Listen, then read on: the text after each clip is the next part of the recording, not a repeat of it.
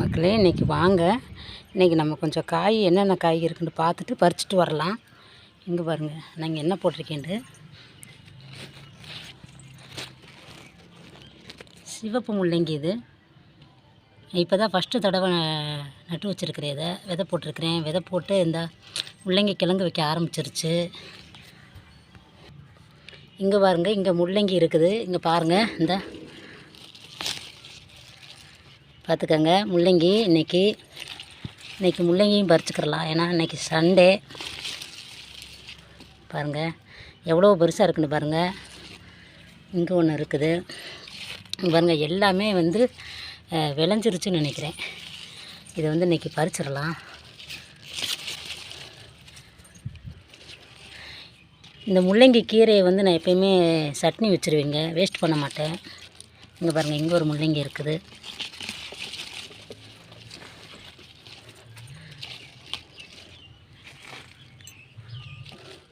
இங்கே ஒன்று இருக்குது பாருங்கள். எல்லாமே விளைஞ்சிருச்சு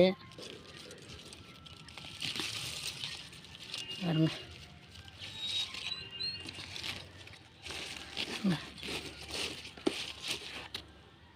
அஞ்சு முள்ளங்கி இன்றைக்கி பறிச்சிருக்கிறோம்.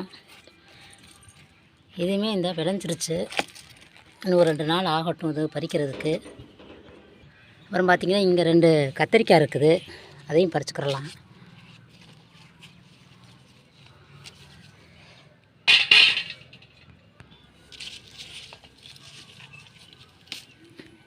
இது பாருங்கள், நான் காய் பறிச்சுக்கிட்டு இருக்கேன். இது என்ன வேலை பார்க்குதுன்றது என்னைய எனக்கு பாடி கார்டே இந்த பைரவு தான். இங்கே பாருங்கள், இங்கே மிளகா இது சம்பா மிளகா. இதையும் பறிச்சுக்கிறலாம்.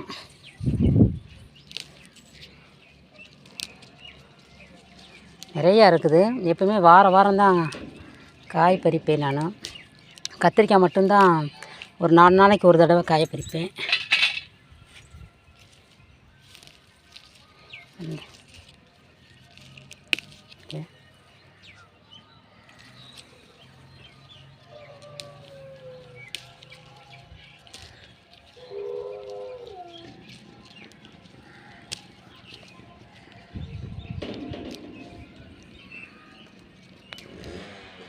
இது ஒரு ஆள் உயரத்துக்கு வளர்ந்துருக்குங்க. இந்த செடி நல்ல உயரமாக வளர்ந்துருக்குது.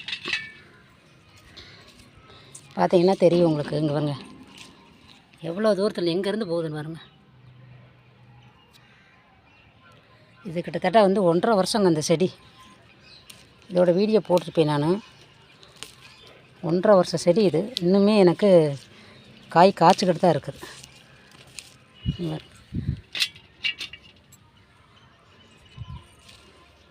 இவ்வளோ காய் பாய்ச்சிருக்குங்க.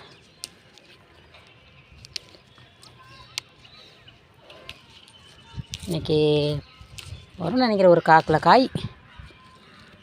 எனக்கு தேவையான வாரத்துக்கு 1/4 கிலோ தான் பயன்படுத்துவேன். எல்லா கூட்டு பொரியலுக்கு எல்லாத்துக்குமே சரியாக இருக்கும். மீதம் இருந்தால் பக்கத்து வீட்டில் கொடுத்துருவேன்.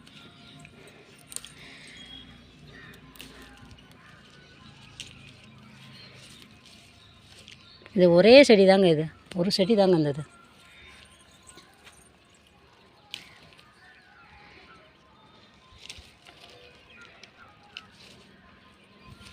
ஒரே செடி தான் அது.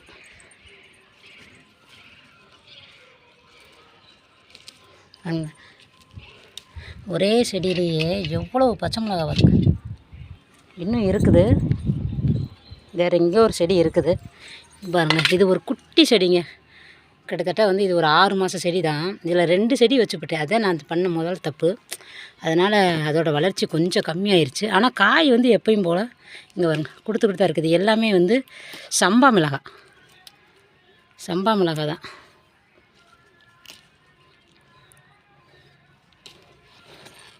இதுலேயுமே எவ்வளோ காய் பிடிச்சிருக்குன்னு பாருங்கள். குட்டி செடி தாங்க. ஆனால் பாருங்கள் எவ்வளோ மிளகாண்டு. இதுலேயே ஒவ்வொன்றும் பழுக்க ஆரம்பிச்சிருச்சு.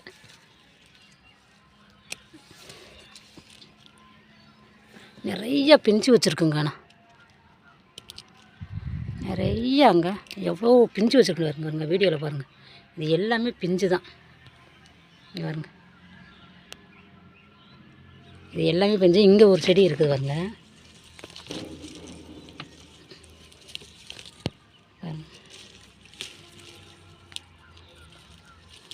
இன்றைக்கி காய் பறிக்கிற வீடியோ தான் இவங்க. இதில் வந்து இதுவும் சம்பா மிளகா தாங்க.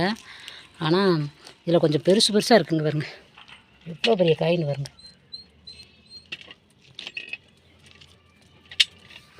இன்னுமே இருக்குது இதில் பாருங்க, எவ்வளோ பெருசுன்னு பாருங்க.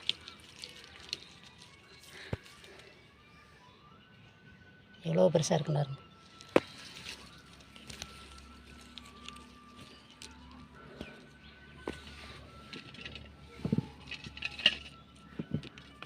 பாருங்க தட்டு நிறையாங்க காய், எவ்வளோ தட்டு நிறையா காயின்னு வருங்க. தட்டு நிறையா பச்சை மிளகா தான் எனக்கு. ரொம்ப சந்தோஷம். இந்த வீடியோ பிடிச்சிருந்தா லைக் பண்ணுங்கள், ஷேர் பண்ணுங்கள், சப்ஸ்கிரைப் பண்ணுங்கள் ப்ளீஸ் மக்களே, உறவுகளே. மக்களே, இன்றைக்கி தான் இந்த மாடியில் பாருங்கள் பச்சை மிளகா, கத்திரிக்காய், முள்ளங்கி இது இன்றைக்கி பறிச்சிருக்கிறோம்.